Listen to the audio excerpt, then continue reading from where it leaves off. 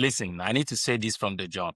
This episode specifically for immigrants and for our relatives.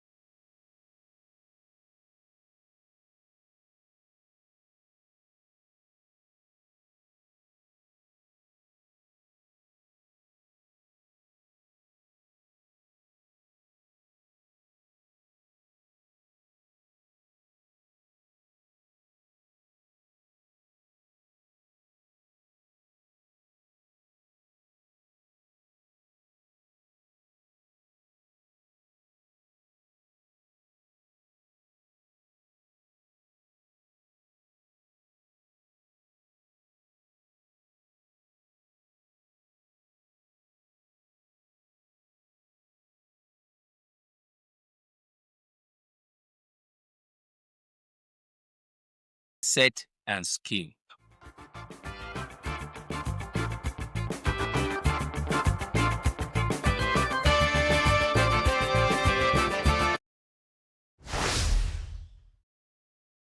Welcome back to Alien and Stranded. I'm your host, Samson. Today, we're going somewhere uncomfortable, but necessary. Let's get into it. It's 2 a.m. where you are. You just finished a 12-hour shift. Your body hurts and you're about to sleep. Then the phone rings. It's home. Your brother. Brother, how are you? How is the family? How is the weather? You already know where this is going. 2 minutes later, I want to start a business, poultry farm. I just need small capital to start. If I had money, everything will change. Or maybe it's not poultry, maybe it's provision stores, fashion, import, export. Doesn't matter. The script is always the same. I have the idea, I have the plan, I just need the money. And what I need you to hear today. Whether you're the one asking for the money or the one being asked, asking for money is not a business plan. It's a confession that you skip the work. Let me say that again. Asking for money is not a business plan. It is a confession, though, that you skip the work. That's not an insult. That's a mirror. And mirrors don't lie. Now, before you click off or get upset, stay with me. Because I'm not here to shame anybody. I'm here to tell you the truth. The kind of truth that will actually change your life if you listen. Because ignoring truth ruins more lives than hearing it early. Here's the thing. Money flows towards competence, not need. Read that again in your mind. Money, it flows towards competence, not need. If nobody is giving you money for that business idea, it is not because people hate you. It's not because the world is unfair. It's not because your relative abroad are wicked. It's not because they don't care. It's because you haven't made yourself useful yet. And I know that sounds harsh, but it's liberating when you accept it. Because if the problem is external, if it's other people, the government, the economy, then you are powerless.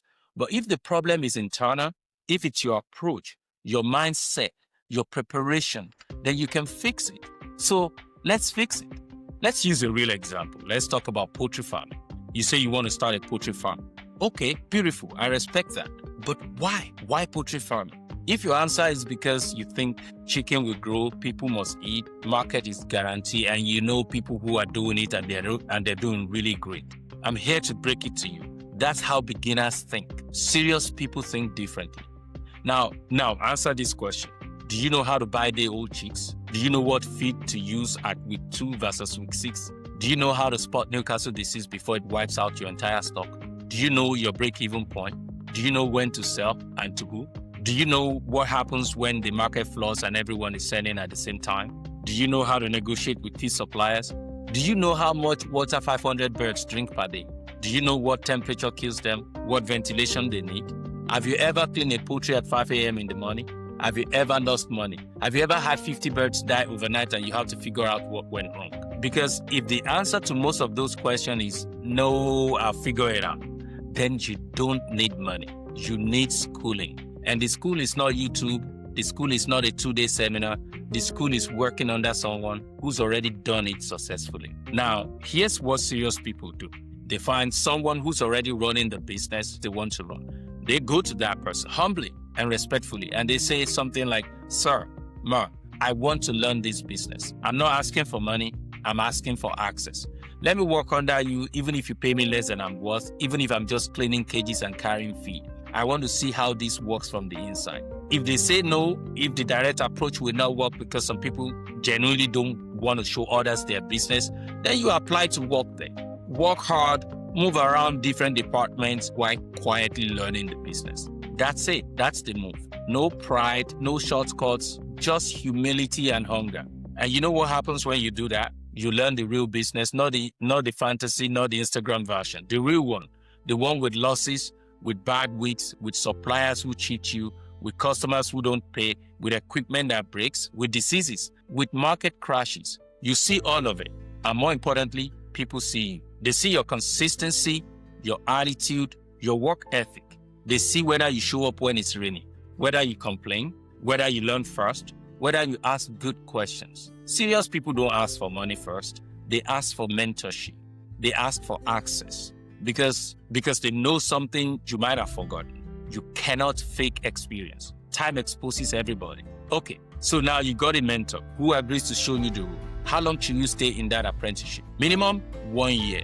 Ideally, 18 to 24 months. Now, this is the part where ego starts crying because people don't want to serve. They want to be bossed by Monday. But let me ask you, how long have you been stuck asking for money? 3 years? 5? 10? So what's 2 years of learning compared to a lifetime of begging? During that time, you're not just learning the technical side, you're learning how to deal with people, how to manage stress, how to make decisions under pressure, how to budget, how to save, how to cut waste. You're learning the operating system of the business, not just the app, the whole operating system. And while you are learning, you are also saving. Cut your expenses. Seriously, if you're married, talk to your spouse, build together. If you're single, live like a monk for 2 years. No new clothes, no parties, no unnecessary spending. Every penny you save is a seed. And then, after a year, after you've proven yourself, after you've saved a little, you start small. Not big, not impressive, small. You say to your mentor, let me buy 20 chickens. I'll contribute to the feeding. I will manage them myself. I just want to test what I've learned. That's it. 20 chickens. Not 2,000, not 5,000. 20 chickens. You manage those 20 like they're your children. You track every penny, every egg, every loss. You learn to sell. You learn to market. You learn what works in your specific environment. And guess what happens? Some of those chickens will die. You make mistakes, but you will learn and you will adjust. And in 6 months, those 20 becomes 50, then 100, then 500. Not because someone gave you money, but because you built something with your own hands. Investors don't trust ambition.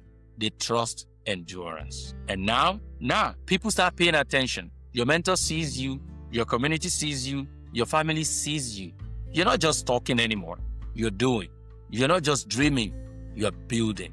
And that's when money flows. Not before. Your mentor might say, you know what? Let me partner with you. Let's expand. Someone in your community who sees you might say, I've been watching you. I want to invest. Your cousin abroad who ignored your first 20 messages, now he calls you. I heard what you're doing. How can I support? You see how that works? Money chases proof. It never chases promises. People don't invest in your potential. They invest in your track record.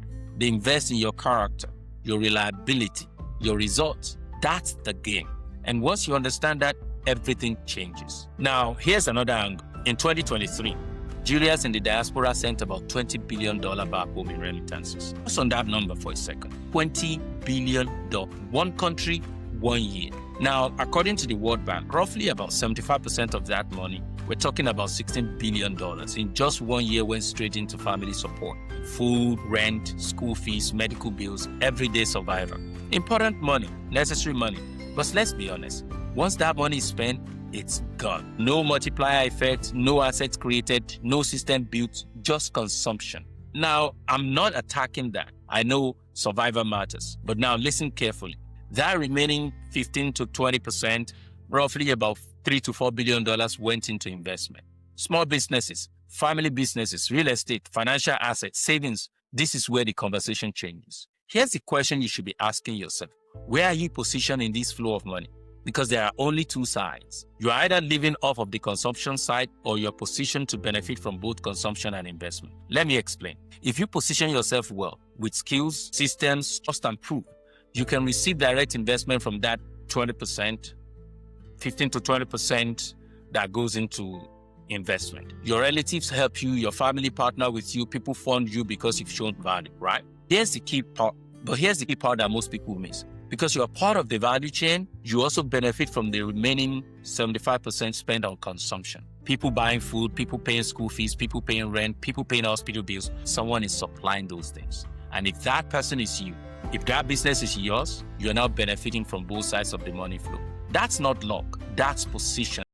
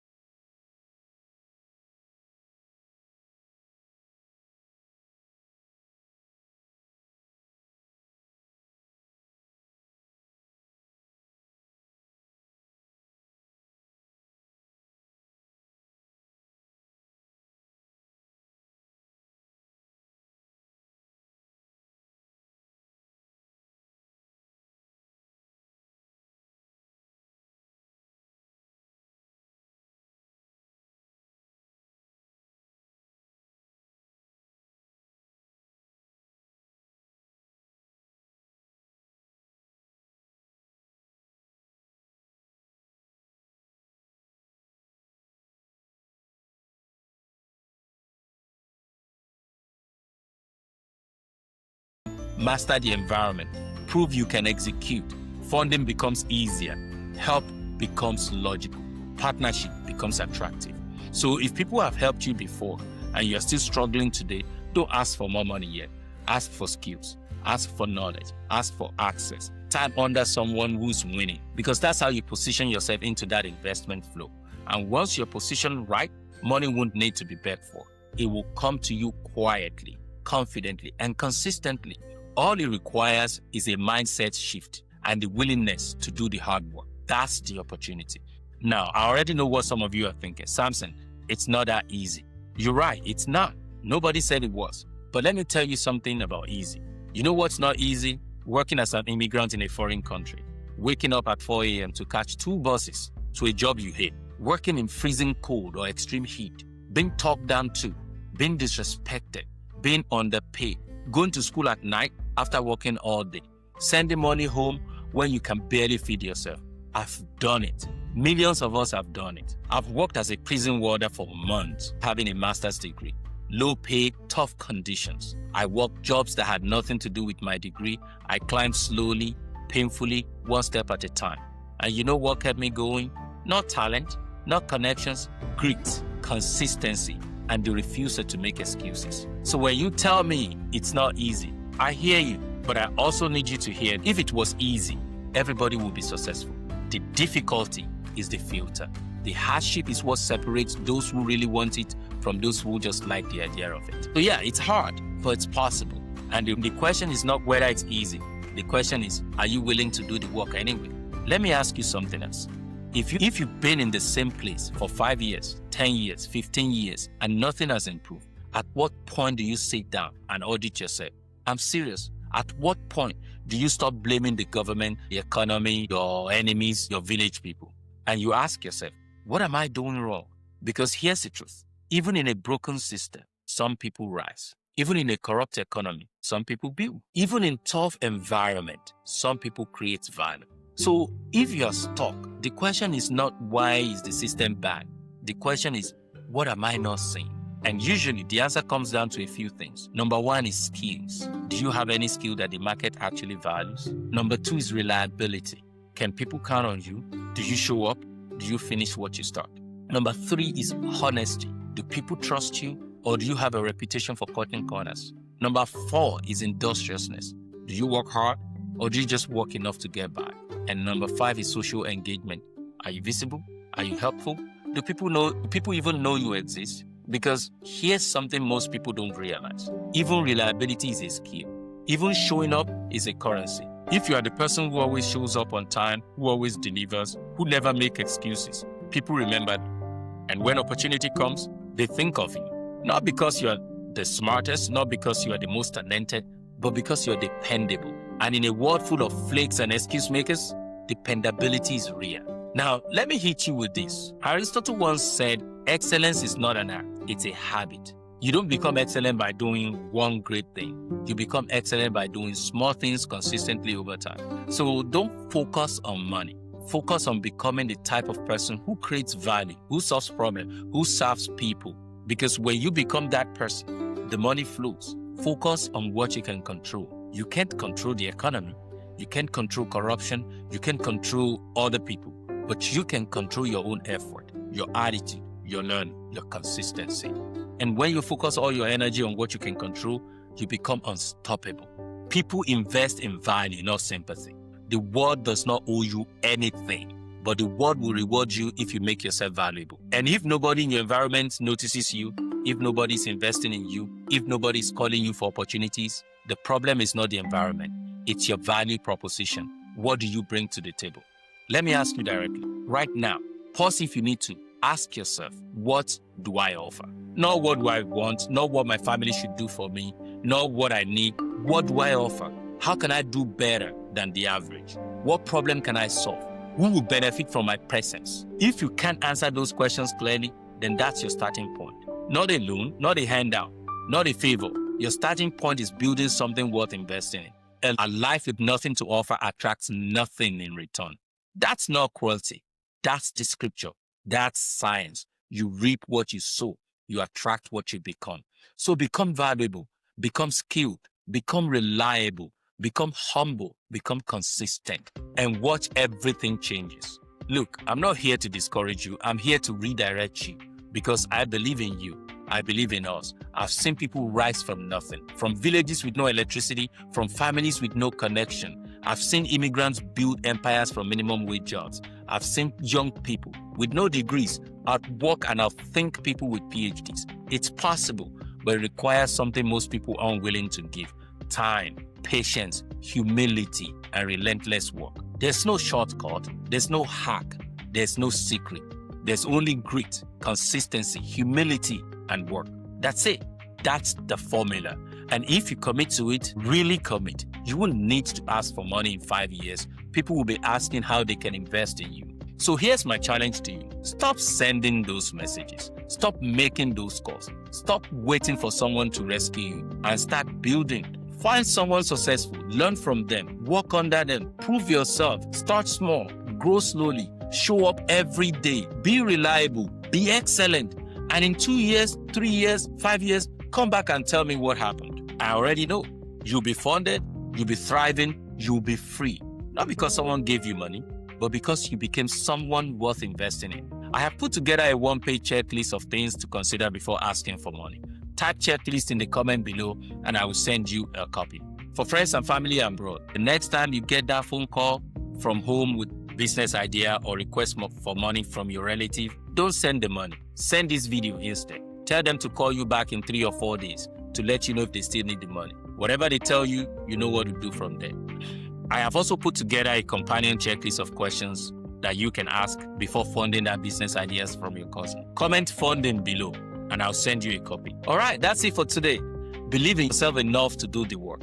No shortcuts, no excuses, just work. Do the work and the money will come looking for you. Thanks for watching. This is Alien and Stranded Podcast. I'll catch you next time.